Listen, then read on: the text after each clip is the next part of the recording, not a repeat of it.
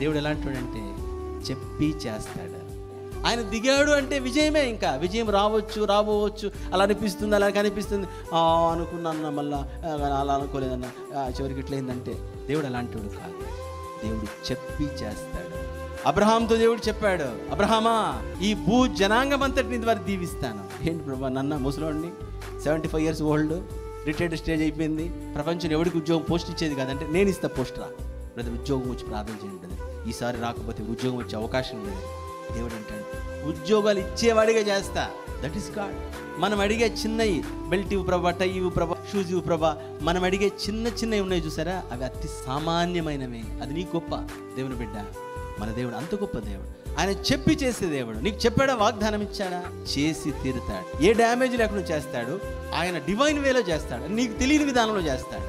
ఆయన దిగాడు అంటే చాలు 100% విజయం మనకి.